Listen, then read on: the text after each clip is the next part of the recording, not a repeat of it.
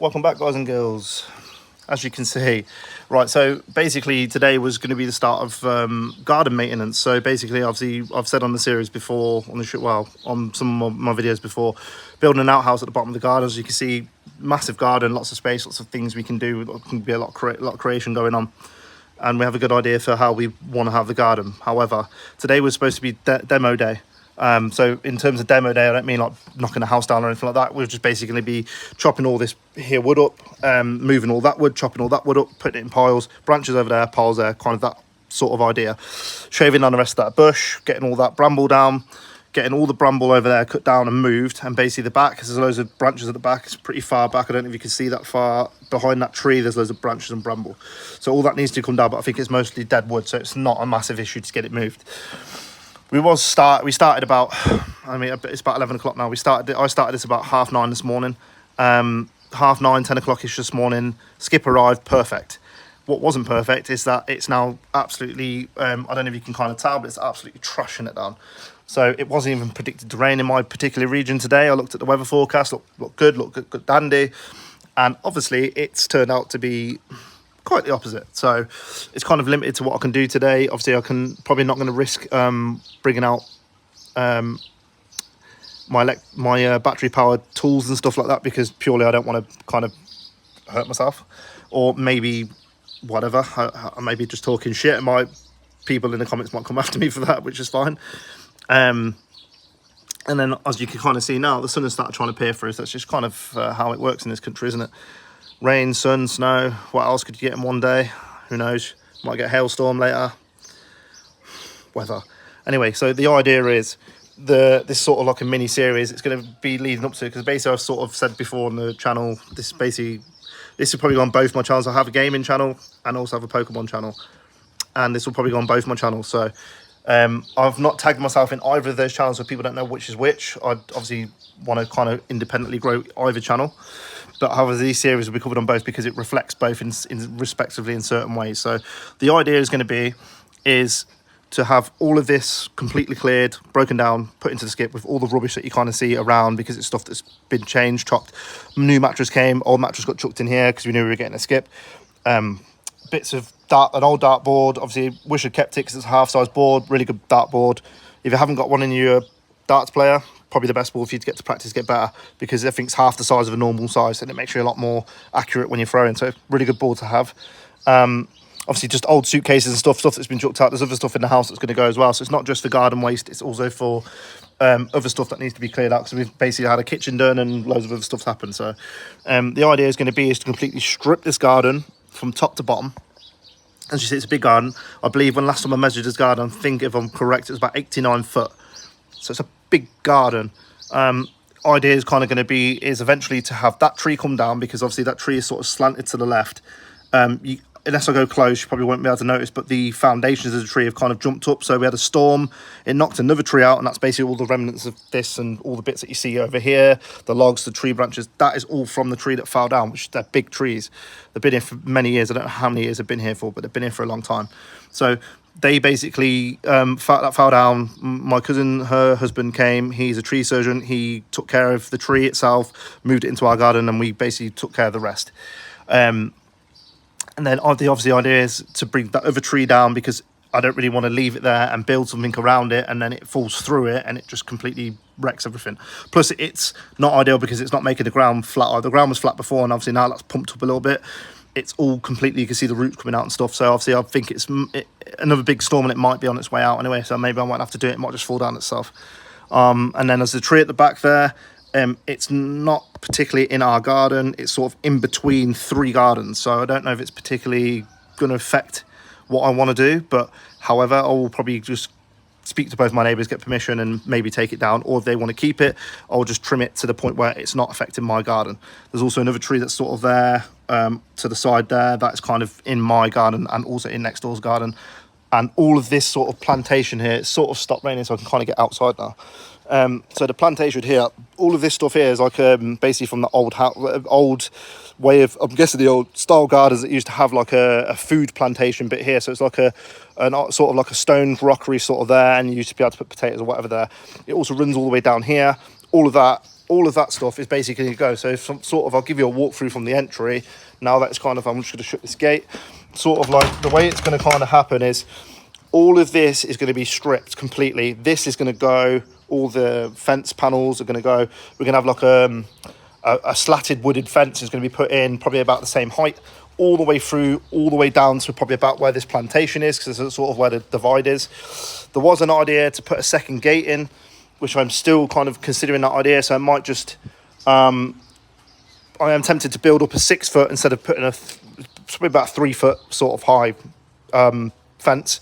I'm tempted to go with a 6 foot, run it from the gate, run it to here, have a second gate here, just for extra security, because obviously when you've got loads of nice stuff in your house, you don't want people jumping in and trying to steal stuff. So the idea would be to have a sort of a fenced off walkway, maybe put like a cover on it. I don't know, it's not a guarantee that I'll probably put some sort of roof on it to make it sheltered, because we could then store our bins and stuff in it as well when we've got that extra little bit of space.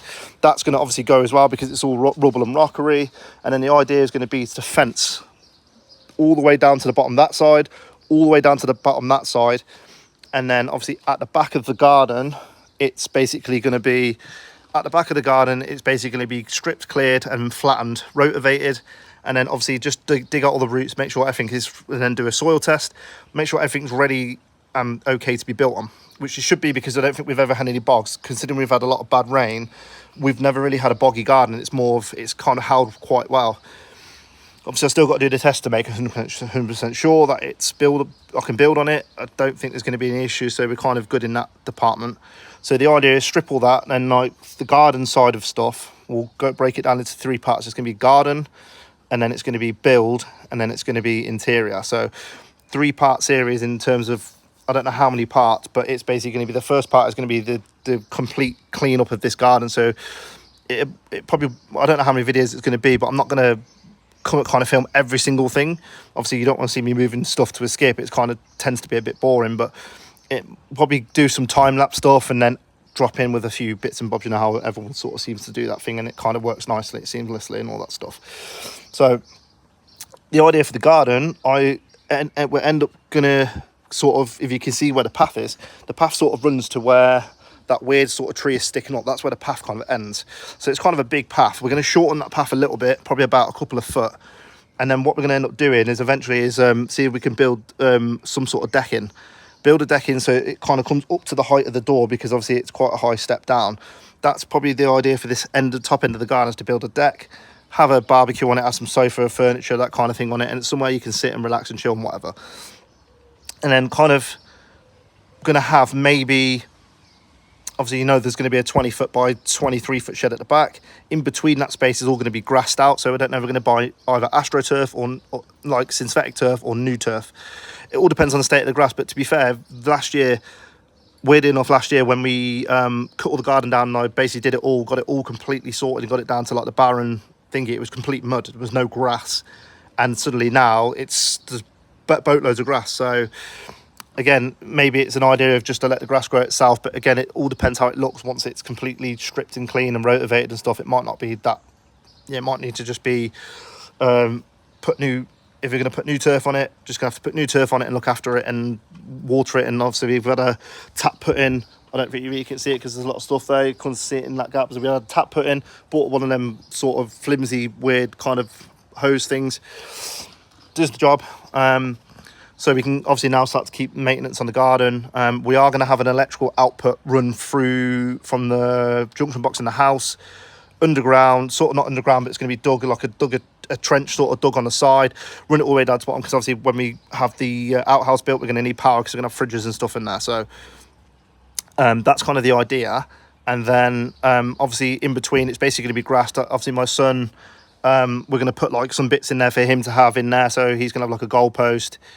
He's probably going to have like a swing or a slide or a trampoline or something. So obviously that's not kind of a massive problem. Basically the mill's just going to be grassed. Up here is going to be a decking, and then obviously at the bottom is going to be the outhouse. And then obviously on the sides we're kind of thinking of putting white stones, obviously having an orangey kind of looking fence, white panel bottoms, white stones to sort of match it. So that's kind of the idea for the first.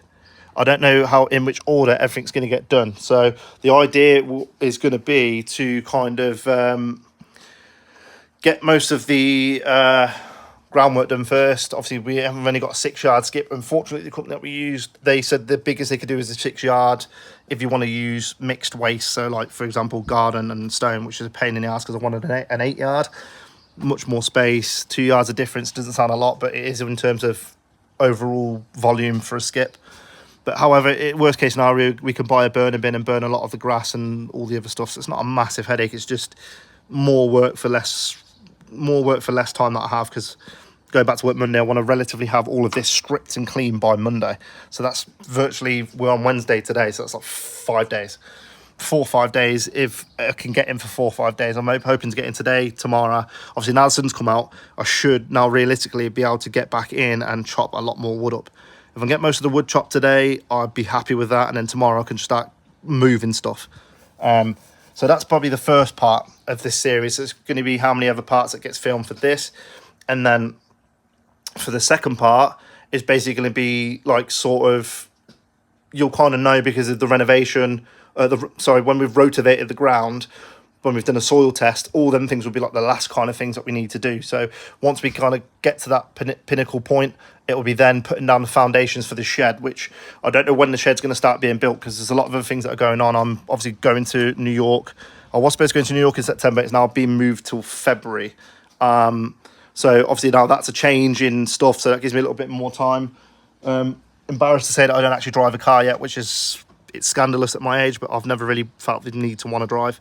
Now, obviously, with my kid getting older, I really want to get driving so I can take him places. So that's kind of the motivation for that. So all money, obviously life is all money, helps doing this stuff because it kind of gives you that sort of challenge to get stuff done. And so that's the idea, is to kind of get as much done kind of as I can to build up to then being ready to order the materials to start building.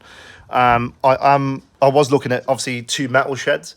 There's a couple of ideas I kind of considered, which we'll probably cover up in the next video. I mean, I don't know if my garden's on fire or not, but it looks like it.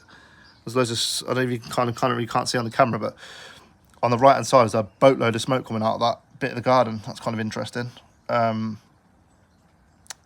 Maybe if you just let it burn and then we'll call the fire brigade, and that maybe save us a little bit of a job. Can't let that happen, no. So yeah, what we'll probably do is, I'll probably do this in a separate video, because I've been obviously talking now for probably a good part of 13 minutes, and it's a long video. So what I'll do is I'll go through part 2, which is going to be the shed sort of design.